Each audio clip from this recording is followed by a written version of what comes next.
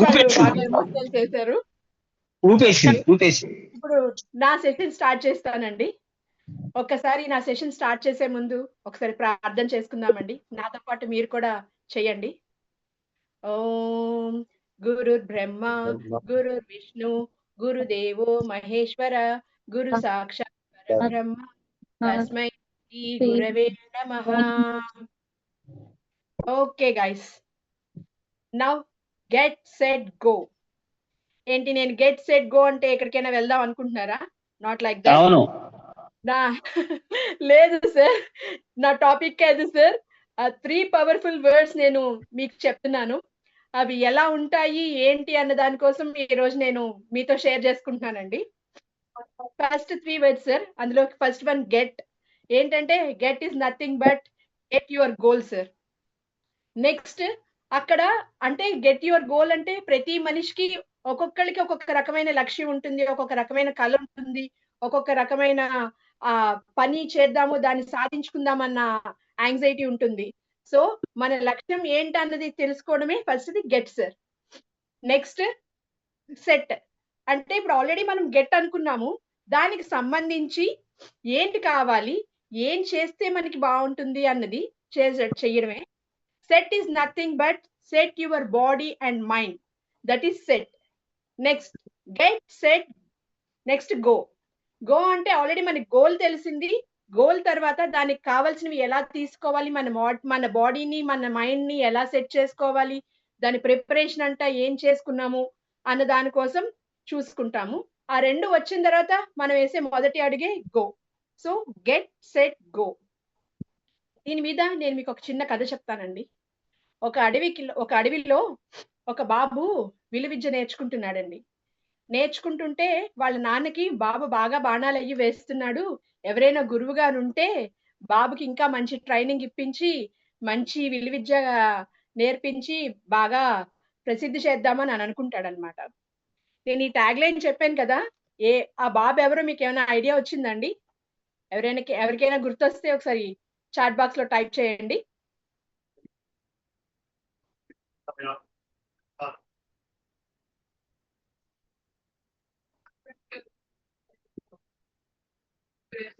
రావట్లేదండి?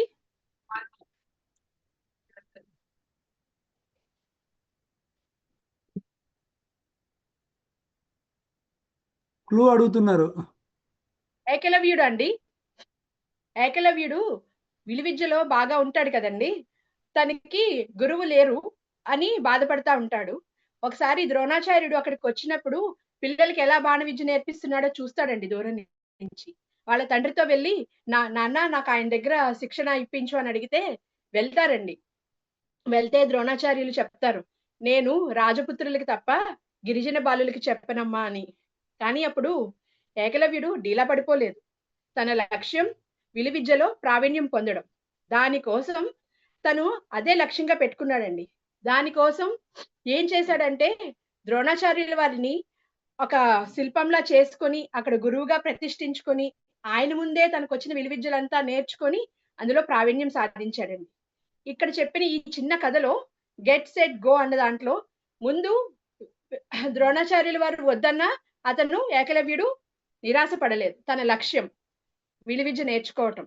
సెట్ లో తను ద్రోణాచార్యుల దగ్గర నుంచి నేర్చుకున్న విద్యని అభ్యసించడం కోసం పెట్టుకున్నది. తర్వాత అందులో ప్రావీణ్యం పొందాడండి. అలాగే ప్రతి ఒక్కళ్ళు మనకి రకరకాల కళలు ఉంటాయి, వాటిని ఎలా తీర్చిదిద్దుకోవాలన్న దానికోసం మనం చెప్తూ ఉంటాం, చేస్తూ ఉంటాం. అబ్దుల్ కలాం గారు కూడా చెప్తారు చూడండి, కళలు కనండి అని. నిద్రపోయే కళలు కాదు, ఆ కళలు కన్నవి మనం నిద్ర పోనివ్వకుండా ఉండాలి. దాన్ని సాధించడం కోసం మనం ఏం చేస్తున్నాం, ఏం చెందుతున్నాం అన్నది కూడా ఆలోచించుకోవాలి. అలాంటి కళలు కనమని చెప్పారు. అబ్దుల్ కలాం గారికి కూడా ఒక చిన్న కళ ఉందండి, ఆయన పైలట్ అవ్వాలని.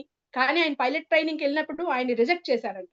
ఆయన రాష్ట్రపతి అయ్యాక కూడా మళ్ళీ ఎగ్జామ్ రాసి ఆయన ద్వారా అక్కడ చూసుకొని ఆ పైలట్ ట్రైనింగ్ లో శిక్షణ పొంది విమానం నడిపారండి. అంటే ముందు మనకు ఒక ప్యాషన్ ఉండాలి.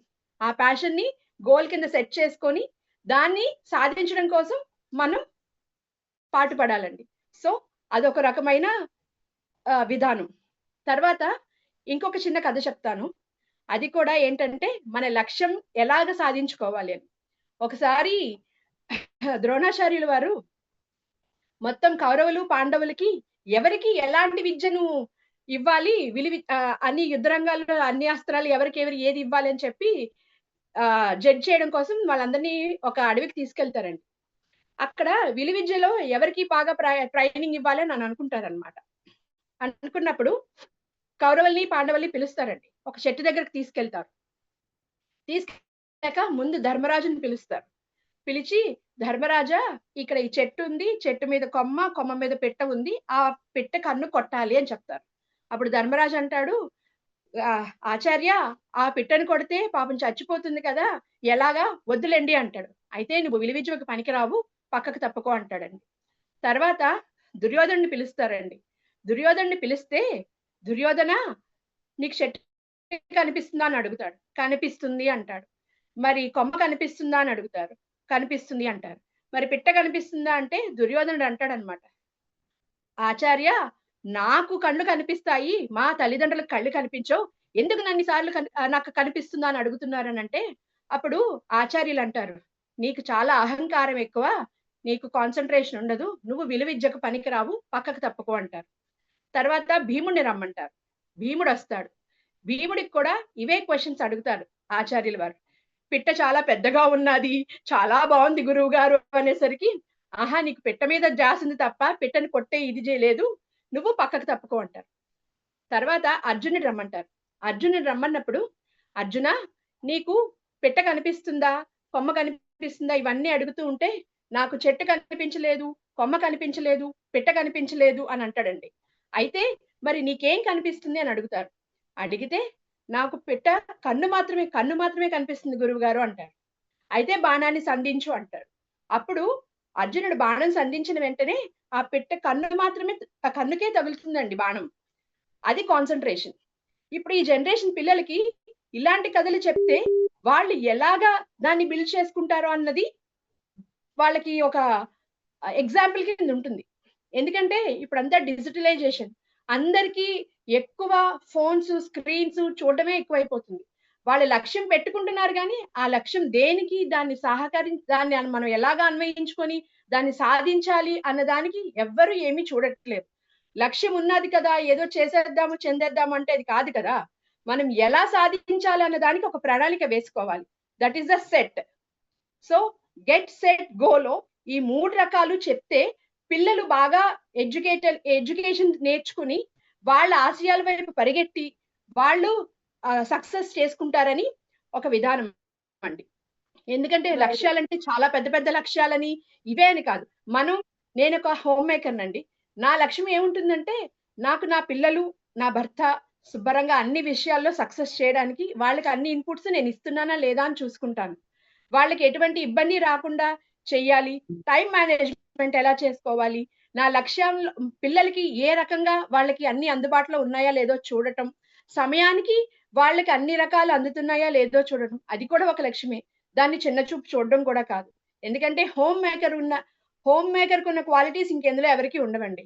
ఇందాక శ్వేత గారు చెప్పినట్టు అమ్మ తర్వాతే ఎవరైనా.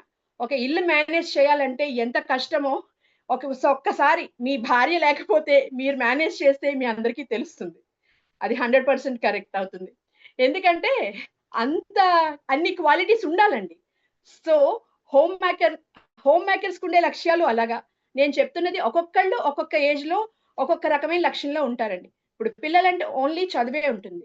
బిజినెస్ పీపుల్ కంటే వాళ్ళ టార్గెట్స్ ఎలా ఉంటాయి, అవి ఎలా సాధించుకోవాలి ఏంటి అన్నది ముందు మనం ఒక ప్రణాళిక వేసుకొని ఆ లక్ష్యానికి తగ్గట్టుగా మనం వాటిని మలుచుకుంటే సక్సెస్ అనేది ఆటోమేటిక్ గా వస్తుంది. సో నేను ఈ గెట్ సెట్ గో అన్న దాంట్లో చెప్పేది ఏముందంటే, మన లక్ష్యాన్ని ముందు మనం చూసుకోవాలి. చాలా మందికి అనిపిస్తుంది ముందు లక్ష్యం డిసైడ్ చేసుకోవడం కూడా చాలా కష్టమని. కానీ లక్ష్యం డిసైడ్ చేసుకోవటానికి పెద్ద పెద్ద లక్ష్యాలు కాదు. ఇప్పుడు 60 ఏళ్ల వయసులో ఉన్న వాళ్ళు మాకేం లక్ష్యాలు ఉంటాయంటే అని కాదు కదా. వాళ్ళు ఆధ్యాత్మికత వైపు వెళ్ళవచ్చు. రిటైర్ అయిపోయిన తర్వాత వాళ్ళ టైంని ఎలా యూటిలైజ్ చేసుకోవాలో అవి కూడా మనం చేసుకోవాలండి.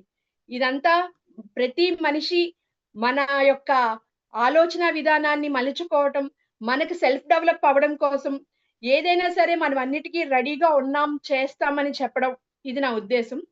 సో ఈ గెట్ సెట్ గో ద్వారా నేను చెప్పేది ఏంటంటే లక్ష్యాన్ని పెట్టుకోండి. దాన్ని ఎలా సమకూర్చుకోవాలో తెలుసుకోండి. సమకూర్చుకున్న తర్వాత దాన్ని ఆచరించడానికి ముందడుగు వెయ్యండి. లక్ష్యం పెట్టుకొని సమకూర్చుకున్న తర్వాత ఆగిపోతే దానివల్ల ఏం ఉపయోగం ఉండదండి. మనం ఈ ట్రైనింగ్ పీరియడ్ లో జాయిన్ అయినప్పుడు ఎలా ఉన్నాము, ట్రైనింగ్ అయిన తర్వాత మనం ఇలా స్పీచ్ డెలివరీ ఇస్తున్నాము అంటే మనం ఒక లక్ష్యం అనుకున్నాం, దాన్ని ఇప్పుడు మనం ఇంప్లిమెంట్ చేస్తున్నాం. సో ఈ విధంగా మరి ప్రతి ఒక్కళ్ళు చక్కగా వాళ్ళ లక్ష్యాలు, గోల్స్ అన్ని రీచ్ అవ్వాలని కోరుకుంటూ ఈ అవకాశాన్ని ఇచ్చిన TTWS ట్రైనింగ్ గంపా సార్కి, మన నరేంద్ర సార్కి, రామారావు సార్కి, నా కో పార్టిసిపెంట్స్ కి అందరికీ ధన్యవాదాలు తెలుపుతూ ముగిస్తున్నాను. Thank you. జై Vasavi sir. Recording Jai. stopped. Super Purnima garu, super. Thank you sir. Yes